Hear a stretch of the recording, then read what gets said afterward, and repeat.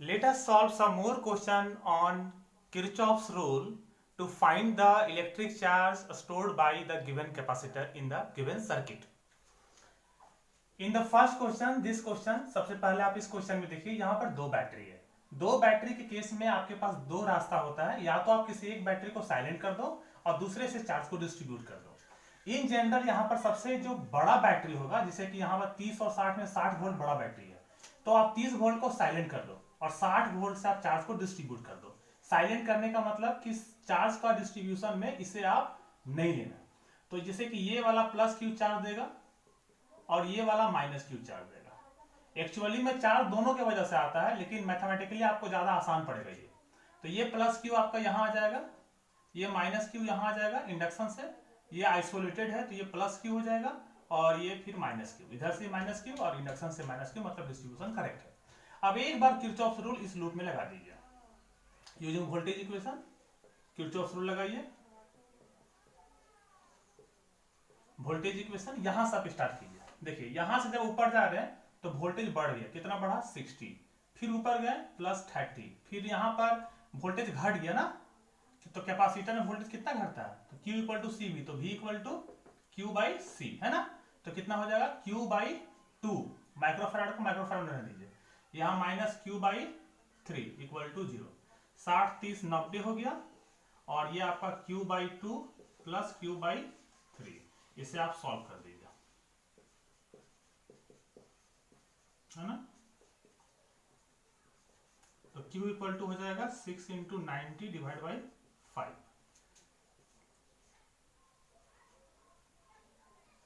18 बार में ना 108 माइक्रोकूलम का चार्ज है stored by this capacitor, both capacitor. बन गया, आंसर हो गया।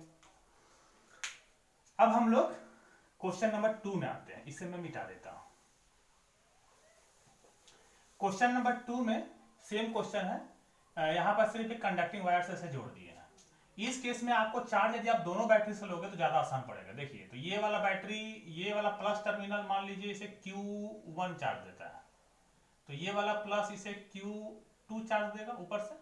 अब ये Q2 आप इधर दे दीजिए, इसका जो इस बैटरी का जो चार्ज है सो ऐसे कंप्लीट कीजिए, और इस बैटरी का चार्ज को ऐसे कंप्लीट कीजिए, ठीक है। तो ये Q1, ये माइनस Q1, ये माइनस Q1, तो ये बैटरी का माइनस, ये ऊपर से दिया Q1, नीचे से दिया माइनस Q1, है सही है। ये वाला प्लस दिया Q2 और इधर से देगा माइनस Q2, इंडक्शन से माइनस Q2 आ रहा, मतलब करेक्ट है। ऊपर वाले को लूप 1, नीचे वाले को लूप 2, ठीक है। तो इन लूप नंबर 1 एकदम आसान है, यहां से स्टार्ट कीजिए लूप 1 में, आप कहीं से भी ले सकते हो, यहां से लीजिए। यहां से ऊपर गए तो वोल्टेज बढ़ गया, कितना बढ़ा 30, फिर यहां से नीचे गए तो हाई लो घट गया, पॉजिटिव प्लेट नेगेटिव प्लेट तो घट गया, तो माइनस Q1 बाई 2, जहां थे वही आ गए इक्वल टू 0। तो Q1 equal to 60 microcoulomb, answer. अब आप लूप 2 में देखो, लूप 2 में फिर आप ऐसे चलो, है ना। तो यहां से स्टार्ट करते हैं, तो ऊपर गए तो प्लस 60 हो गया, फिर पॉजिटिव से घुसे नेगेटिव से निकले, तो जिससे निकलते हैं उसको देखते हैं, निकले नेगेटिव से तो घट गया, तो minus Q2 by 3 equal to 0। तो Q2 equal to 180 microcoulomb, answer. Kirchhoff's का रूल बड़ा आसान है कि वोल्टेज बढ़ गया तो बढ़ा दो, घट गया तो घटा दो, ठीक है। ये हम लोग दूसरा क्वेश्चन भी देख लिया। अब बच्चे लोग अब तीसरा क्वेश्चन देखिए, जितना क्वेश्चंस बनाएंगे उतना कंसेप्ट क्लियर होगा, है ना। तो ये तीसरा क्वेश्चन है, ये 8 माइक्रोफैराड का कैपेसिटर है, ये 4 माइक्रोफैराड का है, ये भी 4 माइक्रोफैराड का है, ठीक है।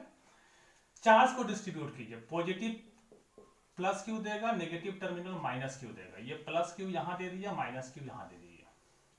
अब आप गौर कीजिए, ये वाला आइसोलेटेड है, तो आइसोलेटेड में टोटल चार्ज 0 होना चाहिए। उसके बाद ये 4 माइक्रोफैराड, ये भी 4 माइक्रोफैराड, दोनों पैरेलल में है, तो दोनों का पोटेंशियल डिफरेंस भी सेम है, तो Q इक्वल टू सी भी होता है, तो C भी सेम है, V भी सेम है, मतलब Q भी सेम होगा। तो ये जो चार्ज यहाँ होगा वही चार्ज यहाँ होगा। उसके बाद ये माइनस Q है, तो यहाँ और यहाँ मान लीजिए X चार्ज है, ये भी X है, तो ये वाला और ये वाला जोड़ने पर 0 होना चाहिए। तो X का वैल्यू क्या होगा, X plus X 2X minus Q equal to 0। तो x का वैल्यू क्या होगा, q/2 होगा। तो मतलब यहाँ पर चार्ज कितना होगा, q/2, और यहाँ पर भी चार्ज होगा q/2। तो ये -q/2, ये भी -q/2। अब आप किरचॉफ्स रूल लगा दो पूरे सर्किट में, या इस फर्स्ट लूप में किसी में लगाओ, तो इन होल सर्किट, पूरे सर्किट में, ठीक। यहां से आप ऊपर जाओ, ये 12 वोल्ट का बैटरी है, तो ये +12 -q/8, इधर से आ गए तो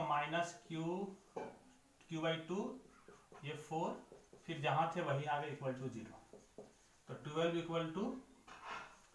2q/8, तो q = 12 चौके 48 माइक्रोकूलम, मतलब इसमें 48 माइक्रोकूलम चार्ज होगा और इसमें 24 होगा, ठीक है। ये 48 माइक्रोकूलम का चार्ज रखेगा और ये 24 माइक्रोकूलम आधा चार्ज रखेगा, ठीक है। चलिए ये भी बन गया। कितना आसान क्वेश्चन है ना, बिल्कुल। अब क्वेश्चन नंबर 4 देखते हैं हम लोग, ये बन गया। अब 4 में देखिए,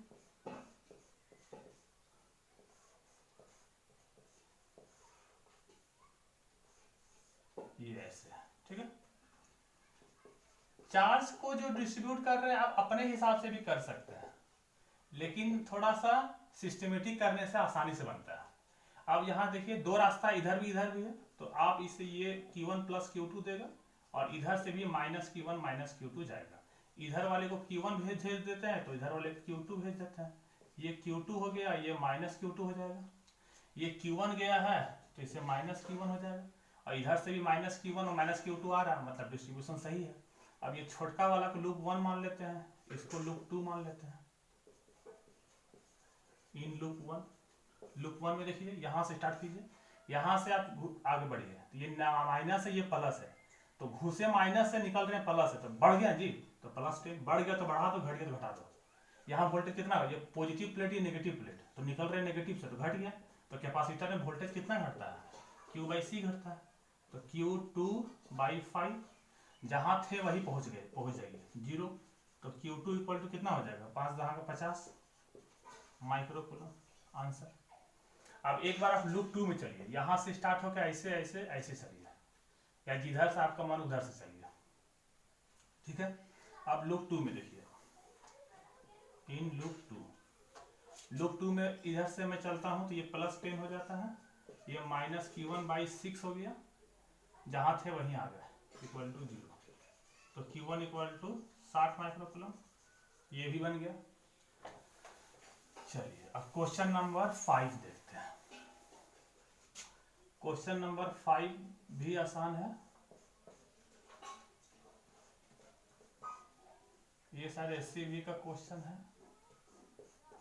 ये हाँ, ये वाला आपका 100 वोल्ट का बैटरी है, ये पॉइंट का A नाम दिया हुआ है, ये B दिया हुआ है, ये 6 माइक्रोफेराड कैपेसिटी है, इसका भी 6 माइक्रोफेराड है, ये भी 6 माइक्रोफेराड का है, ये भी 6 माइक्रोफेराड का, ठीक है। ये पॉइंट C है, ये पॉइंट D है। आपको पोटेंशियल डिफरेंस निकालना C और D के बीच में, तो पहले आप चार्ज निकाल दो भाई, आसानी से बन जाएगा। तो चार्ज डिस्ट्रीब्यूट कीजिए, यहाँ से 2 रास्ता है, तो आप ऐसा करो, इसको q1 दे दो, इसको q2 दे दो, मतलब प्लस टर्मिनल से आप निकाल रहे हो q1 + q2, और नेगेटिव टर्मिनल से आप निकाल रहे हो -q1 - q2। ये q1 है तो ये -q1 होगा, ठीक है। ये -q1 तो ये +q1, क्योंकि आइसोलेटेड है ये, तो ये -q1 इंडक्शन से, फिर ये आइसोलेटेड है, देखो ये आइसोलेटेड है, +q1, ये फिर -q1, ये q2 है, तो ये -q2, इधर से ये -q1 - q2, मतलब डिस्ट्रीब्यूशन सही है। अब एक बार पूरे लूप में आप ले लो,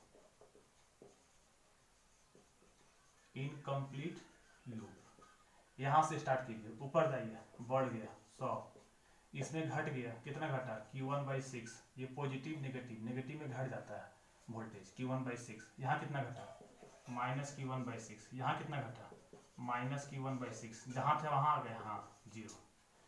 100 = 3q1/6, 3 दूना 6, तो q1 = कितना आ रहा, 200 माइक्रोकूलम, q1 आ गया।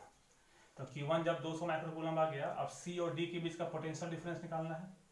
तो आप C और D के बीच का पोटेंशियल डिफरेंस निकालने के लिए यहाँ पोटेंशियल VC बोल दीजिए। अब ये यहाँ पर हो जाएगा -q1/6 = VD, तो VC - VD कितना होगा, q1/6, q1 कितना था 200, तो 200/6 कितना हुआ 100/3 वोल्ट, आंसर बन गया। ठीक है, इसमें एक पार्ट और भी क्वेश्चन है। क्या क्वेश्चन है कि VC C पर वोल्टेज निकालना है, यदि B पर 0 है तो एक बार आप B से चलो आगे और C पर पहुंचो, चाहे आप इधर से पहुंचो चाहे आप इधर से पहुंचो। चलो मैं इधर से पहुंचता हूं। वोल्टेज एट B को VB ले लेते हैं, यहाँ +100 हो जाएगा, -Q1/6 इक्वल टू VC पहुंच गया। अकॉर्डिंग टू क्वेश्चन ये 0 बोल रहा है, अकॉर्डिंग टू क्वेश्चन ये +100 हो गया। Q1 का वैल्यू हम लोग निकाले 200 आया था, 200/6 इक्वल टू VC, तो ये आपका 100/3 हो जाएगा। तो ये 300 - 100 200, 200/3 वोल्ट आया आपका VC, बन गया। आसान है ना। सिर्फ एक ही बात का आपको ध्यान रखना है कि बैटरी का प्लस टर्मिनल प्लस चार्ज देगा और बैटरी का minus terminal equal minus charge देगा। आइसोलेटेड सिस्टम जो होगा, मतलब जो बैटरी से डायरेक्टली कनेक्टेड नहीं है, वहां पर नेट चार्ज 0 होगा। और जब भी किसी क्लोज सर्किट में आप पोटेंशियल डिफरेंस को जोड़िएगा तो वो 0 होगा। पोटेंशियल डिफरेंस को जोड़ने में ध्यान रखिएगा कि आप घुसते हैं पॉजिटिव से और निकलते हैं नेगेटिव से, तो समझिएगा वोल्टेज घट गया तो माइनस होगा। और यदि आप घुस रहे हैं नेगेटिव से और निकल रहे हैं पॉजिटिव से, मतलब वोल्टेज बढ़ गया तो वहां प्लस। सिंपल लॉजिक में वोल्टेज बढ़ा तो बढ़ा देने का, घटा तो घटा देने का। पूरा पाथ में चले, जहां से शुरू किए वहीं पर आए तो इक्वल टू 0 करने का, और जहां पर शुरू किए वहां नहीं आए तो इक्वल टू जहां आप रुके उसी पॉइंट का पोटेंशियल डिफरेंस इक्वल टू हो जाएगा। मतलब जैसे कि मान लीजिए यहां से स्टार्ट होकर यहां रुके तो VA -100 इक्वल टू VB होगा, और यहां से स्टार्ट होकर आप पूरा रास्ता कंप्लीट करके फिर यही पहुंच गए तो इक्वल टू 0 होगा। ठीक है, थैंक यू।